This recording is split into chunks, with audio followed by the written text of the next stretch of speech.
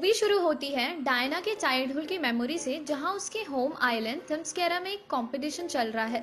सब participants adult है but Diana फिर भी कॉम्पीट करती है। वो शुरुआत में जीत रही है बट बीच रास्ते में वो चीटिंग करके शॉर्टकट ले लेती है और फिर से लीड में आ जाती है। वो रेस जीतने ही वाली होती है बट उसकी मेंटर उसे ऐसा करने से रोक देती है।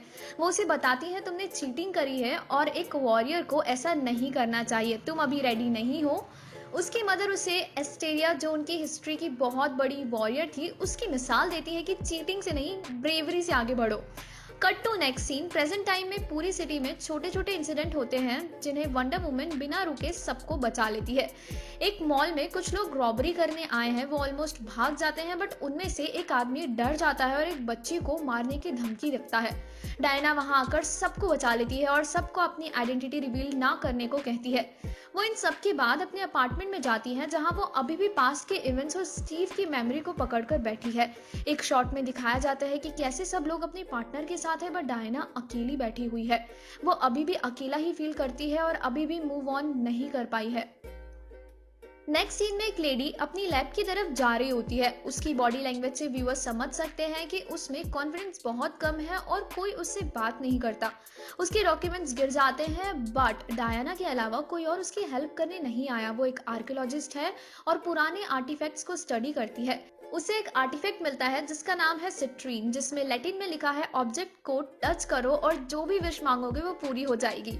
वहीं साइड में एक आदमी उसे टच करके कहता है काश मुझे कॉफी मिल जाती, और उसे मिल जाती है।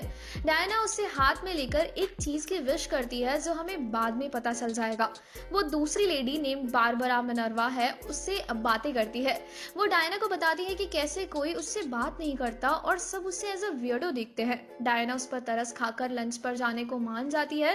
वो दोनों बातें करते हैं और बारबरा डायना को एज अ रोल मॉडल देखना शुरू कर देती है।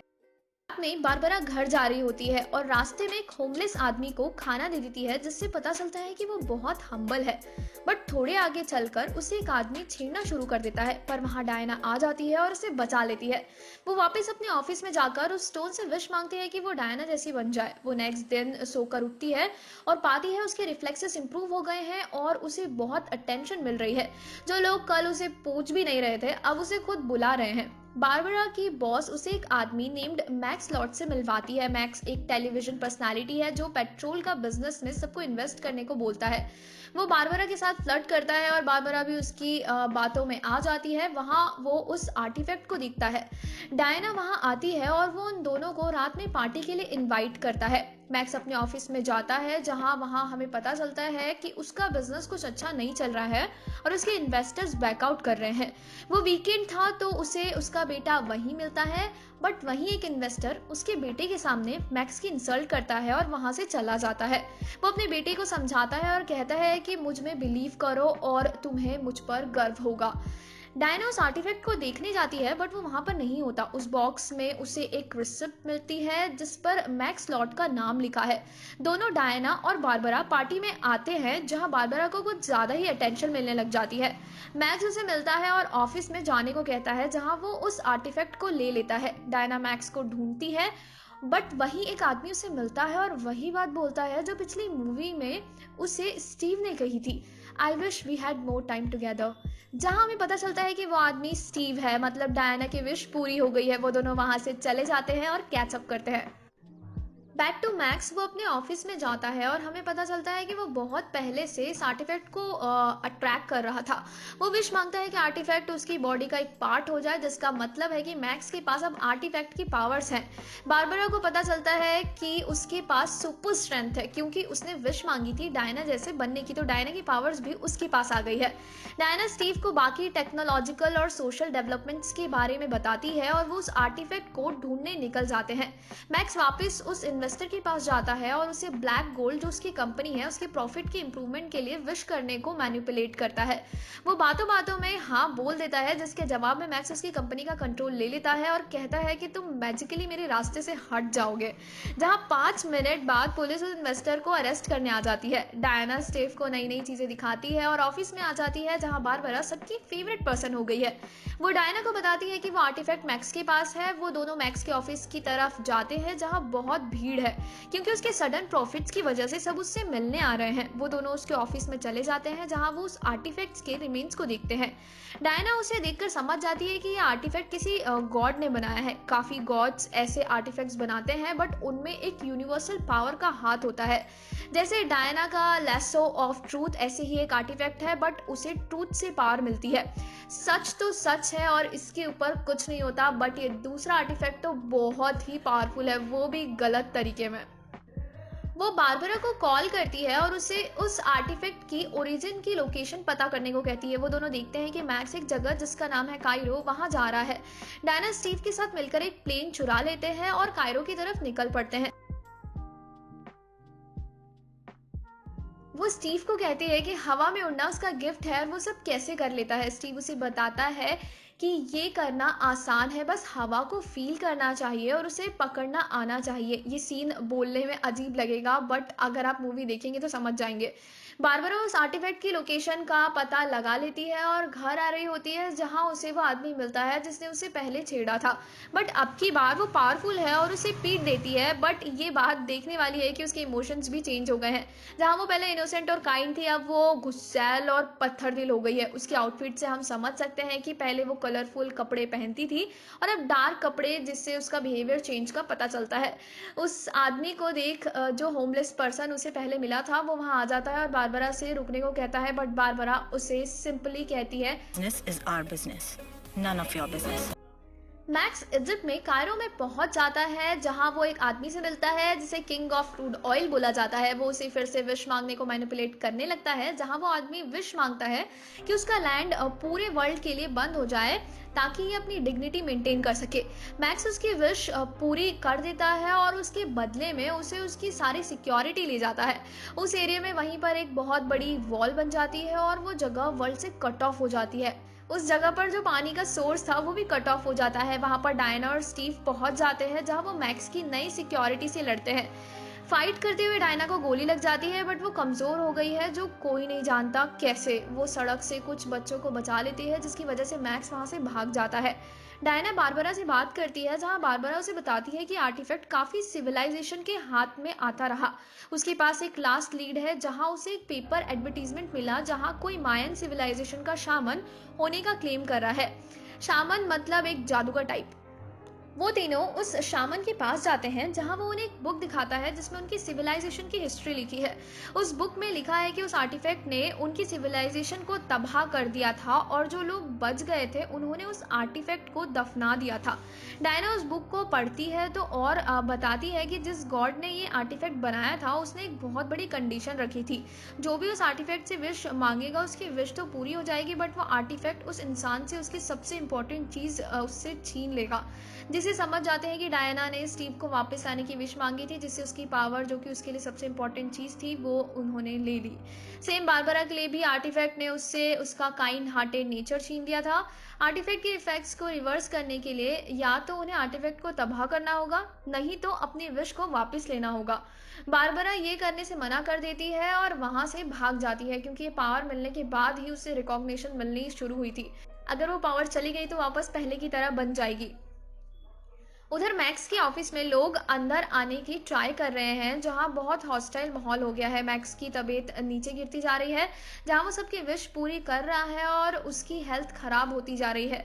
पावर के चक्कर में वो अपने बेटे से भी दूर होता जा रहा है। वो सबकी विश पूरी करता जा रहा है और उनकी वैल्यूबल चीजें लेता जा रहा है। एक बहुत ही ब्यूटीफुल सीन आता है जहां वो अपने बेटे को विश करने को कहता है। बच्चे एज यूजुअल बीइंग इनोसेंट और मन के सच्चे विश करता है कि उसके डैड को ग्रेटनेस हासिल हो। मैक्स अपने बेटे को वहीं पर छोड़कर प्रेसिडेंट से मिलने चला जाता है, क्योंकि वो हर किसी की विश पूरी कर रहा है। तो पूरी सिटी में अफरा तफरी मची हुई है। स्टीव और डायना अपने फ्लैट पर जाते हैं, जहां स्टीव देखता है कि डायना आज भी स्टीव से मूव ऑन नहीं कर पाई है और उसकी चीज़ें आज तक डायना ने अपने पास रखी है। वो समझ चुका है कि डायना के विश की वजह से ही वो कमज़ोर हो गई है, बट डायना अपनी विश वापस लेने को मना कर देती है। ये सीन काफ़ी इमोशनल है क्योंकि वो रोज़ सबकी जान बचाती है और ये सब करते रहना चाहती है, बट स्टीव को दोबारा खोना नहीं चाहती। This is a really touching conflict. वो अपने एक रूम में जाकर मैक्स को ढूंढने का ट्राई करती है। वहीं पर एक बड़ी चीज़ कपड़े में लिपटी हुई पड़ी है। डायना उसे उसकी बैक स्टोरी बताती है। वो अपने लेसो से उसे ट्रूथ दिखाती है। अपेरेंटली उसके लेसो के पास सच बुलवाने के अलावा सच दिखाने की पावर भी है। वो उसे बताती है जब ह्यूमैनिटी ने अमेज़न्स को बंदी बना लिया था तो उसकी मदर ने सबको छुड़ाया था, बट किसी को पीछे रहना पड़ा ताकि ह्यूमैनिटी के उस ग्रुप को रोक कर रख सके, जिसकी वजह से वो लोग उस आइलैंड पर भाग पाए। एस्टेरिया ने अपने आप को सेक्रीफाइस किया ताकि बाकी लोग बच सके। जब डायना वापस आई और एस्टेरिया को ढूंढने आई तो उसे बस आर्मर मिल पाया। वो टीवी पर देखते हैं कि मैक्स प्रेसिडेंट से मिलने जा रहा है और वो निकल पड़ते हैं। मैक्स प्रेसिडेंट से जाकर मिलता है और फिर से विश के लिए मैनिपुलेट करना शुरू कर देता है। प्रेसिडेंट विश करते हैं कि काश उनके पास और ज़्यादा न्यूक्लियर वेपन्स हो ताकि सब कंट्रीज उनसे डरने लगे। मैक्स उसकी विश पूरी कर देता है, बट बदले में प्रेसिडेंट की सारी पावर्स ले लेता है और कहता है कि मुझे वीआईपी का ट्रीटमेंट चाहिए। मैक्स वहाँ पर एक सैटेलाइट का स्केच देखता है और प्रेसिडेंट बताता है कि इससे हम सब दुनिया की टीवी पर जो हम चाहते हैं वो ब्रॉडकास्ट कर पाएंगे। ये सिग्नल सारी जगह जाएंगे और हर एक चीज़ को टच कर पाएंगे। मैक्स प्लान बनाता है सारे वर्ल्ड के लोगों की विश पूरी करने का और उनके पावर्स ले लेने का।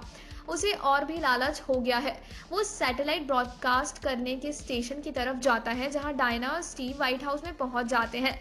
वो मैक्स को पकड़ने की कोशिश करते हैं जहां वो मेजॉरिटी लोगों को पीट देते हैं, बट वहां पर बारबरा आ जाती है और डायना को रोक देती है। बारबरा बाकी सब पुलिस को मारने की कोशिश करती है, बट डायना उन्हें मारने से बचा लेती है। क्योंकि डायना की पावर कम होती जा रही है, वो बारबरा का मुकाबला नहीं कर पाती और हार जाती है। वो मैक्स के साथ उस स्टेशन की तरफ निकल जाती है। क्योंकि प्रेसिडेंट ने न्यूक्लियर वेपन्स की विश मांगी थी, उनके बहुत सारे नए वेपन्स ऑनलाइन हो गए हैं, जिसकी वजह से रशिया को ये as a act of war लग रहा है और वो अपनी मिसाइल यूएस पर लॉन्च करने वाला है। स्टीव डायना को लेकर बाहर जाता है जहां हम देखते हैं कि दंगे और लूटपाट हो रही है। सब डायना से मदद मांगते हैं, बट वो बहुत कमज़ोर है जिस वजह से वो कुछ नहीं कर पाती और बहुत हेल्पलेस फील करती है। बट तब इन माय ओपिनियन आता है मूवी का most emotional scene. Steve Diana को कहता है कि उसने अपनी लाइफ जी ली है और डायना का उसमें होना उसकी लाइफ का सबसे अच्छा मोमेंट था। बट डायना को पता है कि उसे अब क्या करना होगा। वो दोनों जानते हैं कि बारबरा और मैक्स को रोकने के लिए डायना को अपने विश वापस लेनी होगी ताकि उसे अपनी पावर्स वापस मिल जाए और वो उनका मुकाबला कर। बट ऐसा करते ही स्टीव वापस गायब हो जाएगा। डायना उसे कहती है कि वो कभी दोबारा प्यार नहीं करेगी, बट स्टीव उसे मूव ऑन करने और आगे बढ़ने को कहता है। और फाइनली एम्ब्रेस और एक दूसरे को फाइनली आई लव यू बोलने के बाद डायना अपनी विश वापस ले लेती है और उसकी पावर्स वापस आ जाती है और वो हवा में जंप लगा लेती है। वो गिरने लगती है, बट स्टीव की बात को याद रखते हुए उड़ने का ट्राई करती है। स्टीव की बात को याद रखते हुए वो हवा को फील करती है और उड़ने लगती है। ये सीन बहुत ही अच्छा था और इन माय ओपिनियन इसने वो किया जो कैप्टन मार्वल में कैरल फर्स्ट टाइम उड़ने वाला सीन नहीं कर पाया। Emotional weight. वापस हेलीकॉप्टर पर मैक्स दोबारा बारबरा से विश के लिए पूछता है। वो बताती है उसे एक शिकारी की तरह बनना है जो नंबर 1 पर हो। वो स्टेशन पर पहुंचकर अपनी प्रोग्राम शुरू कर देता है जिसमें दुनिया में से जो भी किसी भी विश मांग रहा होगा वो उसकी चीज़ पूरी हो रही होगी। लेकिन कोई ये नहीं जानता कि इसके साइड इफ़ेक्ट्स क्या हैं। अगेन मैक्स के बेटे का एक छोटा सा सीन आता है जहाँ वो अकेला ऑफिस में है और लोग उसके ऑफिस का दरवाज़ा तोड़ने लग रहे हैं। वो सिंपली विश करता है काश उसके डैड उसके पास आ जाए। हर जगह अफरा तफरी मच गई है और माहौल बिगड़ता जा रहा है। मैक्स सबकी विश पूरी करके बदले में उनकी हेल्थ खुद के लिए और पावर्स बारबरा की तरफ डायरेक्ट कर देता है। वहीं उस बेस पर डायना एस्टेरिया का गोल्डन सूट पहनकर आ जाती है और सबसे लड़ने लगती है, बट तभी वहां पर बारबरा आ जाती है, बट वो ट्रांसफॉर्म हो गई है डीसी कॉमिक्स के एक आइकॉनिक विलन में जिसका नाम है चीता। वो बहुत ही तेज मूव करती है और अटैक और भी ज़्यादा पावरफुली करती है जिसकी वजह से उस आर्मर के विंग्स टूटने लगते हैं। वो दोनों लड़ने लगते हैं जिसमें डायना चीता को एक लास्ट बार समझाने की कोशिश करती है और विश वापस लेने को कहती है। बट चीता ऐसा करने से मना कर देती है, जिसके जवाब में डायना उसे पकड़कर करंट वाले केबल से उसे बहुत बड़ा शॉक देती है, जिससे वो मूव नहीं कर पाती। वो अंदर जाकर मैक्स को रोकने जाती है, बट तेज हवा की वजह से वो उस तक नहीं पहुंच पाती। मैक्स नहीं रुकता और विश पर विश पूरी करता जा रहा है। अगेन स्टीव को खोने पर वो मैक्स को बताती है कि उसे स्टीव के अलावा और कुछ नहीं चाहिए था, बट वो मर चुका है और ये सच है। वो डायना को इग्नोर करता है, बट डायना बोलती रहती है। वो बताती है कि सच ये है कि तुम्हारी विश की वजह से ये खूबसूरत दुनिया खत्म होती जा रही है। तुम्हें हीरो बनना पड़ेगा और दुनिया को बचाना होगा। मैक्स कहता है कि दुनिया अब मेरे हाथों में है और अब मैं नहीं रुकूंगा। तब डायना उसे बताती है वो उससे बात नहीं कर रही। पता चलता है कि डायना ने लेसो ऑफ ट्रूथ को मैक्स के पैर से बांध रखा है और वो मैक्स से नहीं बल्कि पूरे वर्ल्ड से बात कर रही है, क्योंकि दुनिया मैक्स को देख रही थी। वो लेसो की पावर से दुनिया को सच बताती है। वो बोलती है कि सब लोगों ने कुछ ना कुछ सेक्रीफाइस किया है और सबकी विश जायज है। वो अकेली नहीं है जो चाहते हैं कि उन्हें प्यार मिले, एप्रिसिएशन मिले, उनके खोए हुए उन्हें वापस मिल जाए, बट उनकी ऐसी विश से दुनिया खत्म होने जा रही है। वो सबको लेसो की पावर से वर्ल्ड में उनकी विशेस की वजह से होने वाले डैमेज का सच दिखाती है। यूएसए और रशिया एक दूसरे पर न्यूक्लियर मिसाइल लॉन्च कर देते हैं। इसी बीच मैक्स को अपने बेटे के बारे में पता चल जाता है, जो कि बाहर रोड पर है और न्यूक्लियर शेल्टर पर नहीं है। इन सब सच के बारे में जानकर सब लोग अपनी विश वापस ले लेते हैं।